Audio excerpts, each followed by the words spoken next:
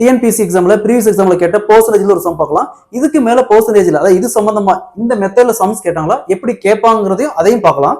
First இங்க பாருங்க, அருண் ஒரு பொருளை ரூ 15,000 வாங்கி அதனை 15% நட்டத்திற்கு விற்றாரெனில் விற்பனை விலை யாதுன்னு கேட்கிறாரு.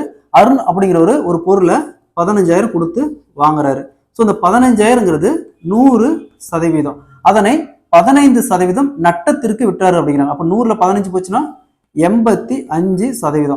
ஸோ 100க்கு 15,000னா 85க்கு என்ன? இது அப்படியே கிராஸ் மல்டிபிள் பண்ணா 85 × 15,000 வகுத்தல் 100. 85 00 கேன்சல் ஆயிரும். 85 × 150 12,750. ஸோ அந்த பொருளை 12,750 ரூபாய்க்கு வித்திருப்பாரு. ஸோ இதே கொஸ்டின்ல இந்த இடத்துல 15% நட்டத்திற்கு பதிலாக 15% லாபம்னு சொன்னாங்களா? இப்போ 15,000க்கு அருண் ஒரு பொருள் வாங்குறாரு. ஸோ அது வந்து 100%.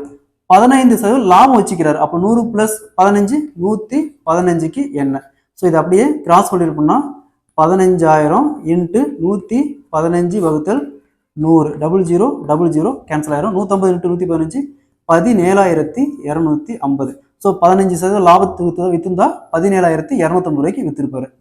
கொஸ்டின்ல இந்த இடத்துல விலையை சொல்லாம அருண் ஒரு பொருளை வாங்கி அதனை 15% நட்டத்திற்கு ரூ 12,750க்கு விற்றார். அசல் விலை என்னன்னு கேட்கறாங்க.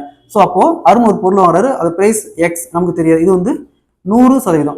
ஸோ 15% நஷ்டத்திற்கு வைக்கிறாரு. 15% நஷ்டம்னா 100ல 15 போச்சுன்னா 85. ஸோ அந்த பிரைஸ் தான் 12,750.